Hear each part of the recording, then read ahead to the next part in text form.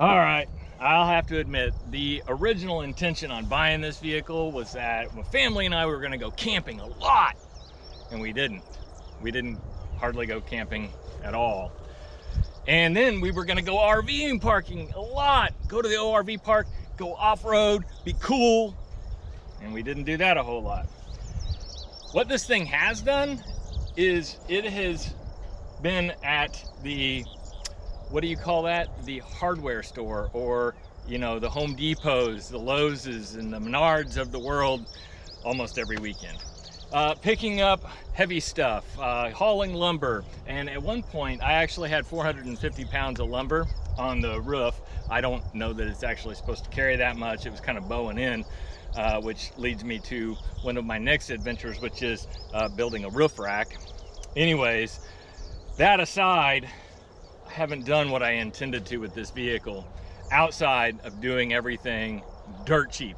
That was one of the goals in buying this vehicle, was that I was going to start a YouTube channel and I was going to work on it and do everything myself and do it really cheap. I'll tell you at the end whether or not that's worked out or not.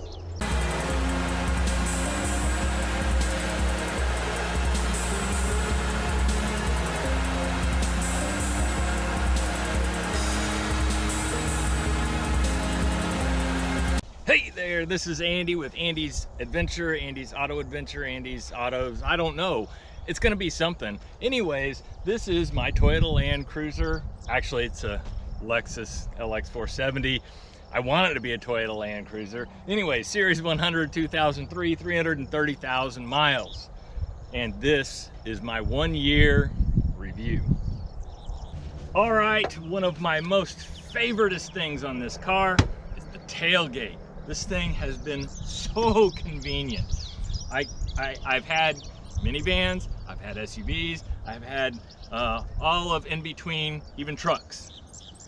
And this is like the best mix. First off, this thing has enough clearance for me, and I'm 6'3", and I can get in here without knocking my head against it. Somewhere to sit where I don't have to, you know, navigate the bumper. And then, well, I just love it. Isn't that good enough? I think it is. Anyways, so you'll notice my yellow chain, my improvised stop here. Well, my son and I, we were sitting here. We're both about 200 pounds. We're both sitting here. All of a sudden, his side goes pa-ding. We end up doing an inspection, and this side was completely rusted out. This side was just fine. It looked brand new. Well, to make them match, I just replaced both sides with chain, and it works. So nothing to complain about. Next, right? Why am I still back here? The bumper looks like crap. Don't say anything about it. I'm replacing it, getting metal. It'll look beautiful, promise. Tow hitch, towing.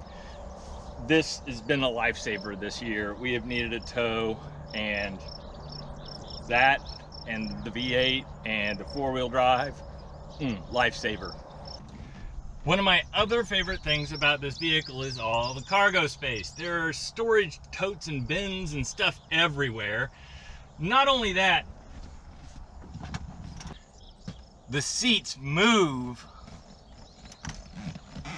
and recline and recline and recline. They go all the way back. If there's no back seat back there, they'll lay flat. It's awesome. Love it. Okay, I do have one complaint. This pocket has not stood the test of time. It is, it's not a pocket anymore. So really I've debated just kind of taking it off. No point in it being there. Yeah, no point in it being there at all. Among the things I really like about this vehicle, the seating position. It's perfect. Couldn't ask for a better view of everything going on around me. There's not like a lot of blocked spaces. You can see everything. There's no like really wide pillars or anything in your way. So, you know, blind spot detection, well, I look like that. Oh, I can see it.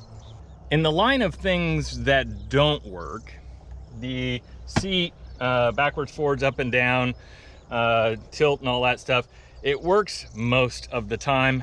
I think there's a little bit of a, maybe a short or loose connection somewhere. Every now and again it won't adjust. The lumbar support's gone, doesn't work at all. The up and down for the steering doesn't work at all. So I got in there and I kind of twisted it to a position that's acceptable for me. Motor, it's 250. I don't feel like replacing it. The scoping, the telescoping works just fine.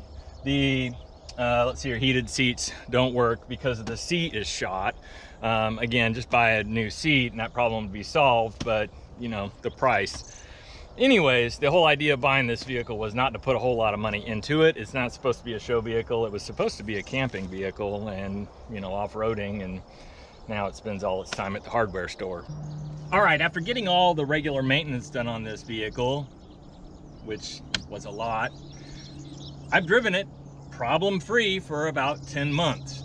The engine has not given me any grief. It's already gone through a couple of oil changes. I recorded one of those, put it in another video, and it's easy to work on. And when I say easy to work on, I'm assuming you're gonna take the time to watch what other people have done on YouTube, to look at the blogs and see where people found hangups, be able to look up on Google how to get around certain things like, hey, this T-joint doesn't fit right, and so on. Anyways, invest the time in learning how to work on it, and it will reward you. This engine, after I got it up to par, which it was running when I got it, it was running fine, but it hadn't had any regular maintenance for 330,000 miles. So once I got it up to par, nothing, no problems at all. Love it. One of my big complaints about this vehicle is the rear AC. There's so many people that have posted on forums, on the Facebook channel, other videos where they've had to delete the rear AC. It's problematic, okay? And honestly, if you don't have passengers in a third row, they're probably not gonna be able to tell a big difference. They will be able to tell a difference, but not a big difference. Well, if it's never functioned, they're gonna tell a big difference because they'll at least be getting AC. Anyways, if you buy one of these and the AC isn't keeping a charge, and somebody determines it's the rear AC, it could be in a really expensive fix. So what a lot of people have done is done the delete, and that's what I've done here. And this is where the delete's located. Now, I won't go into how I did the delete. There's a video out there on that, or soon to be, if it isn't already, and it kind of worked. Watch the video. The body on this example is to die for in good condition. The only dents that are here is the rear bumper, which you saw earlier in the video, and then a small dink in the rear pillar, which I put it there backing into a tree on the trail. Long story. But anyways, the body, I particularly like the white because I'll bet you can't tell right now that this has got Colorado pinstripes all the way down both sides. You just can't tell. The white covers it up so well. I mean, there's stripe right here all the way down. Actually, there's started 5 or 6 of them right there, and they're solid, thick stripes, which even in the sunlight, you really can't see them. Anyway, so I keep it a little bit dirty so that, you really can't see them. And this is why I have pinstripes. The wheels on this car, they haven't stood the test of time. Now, granted, this car lived on a gravel road and did 330,000 miles, 320 when I bought it. Anyways, the corrosion in here is just, possibly if I cared, I would get them powder coated. But, nobody really notices except for me because it's rolling, right? Most of the time they're kind of dirty anyways, so who's gonna tell? It's not a show car. I'm not down here to show you the tire. I'm down here to kind of, be able to point a little bit in here. But the brake, the caliper is good. But the mount, when I went to go unscrew the mount, just to check things out, one of the bolts broke. So as a result, I could not change the rotor. So yeah, I don't know how you inspect for that, but yeah, that's gonna be a problem getting that off because the bolt is only broke off about that far in. Oh well, more adventures. The computers in these cars are not half that bad. I actually do like it. Let's see here. Agree. Do not display that message again. You know, the map is very analog. You know, you're not squeezing. Wow.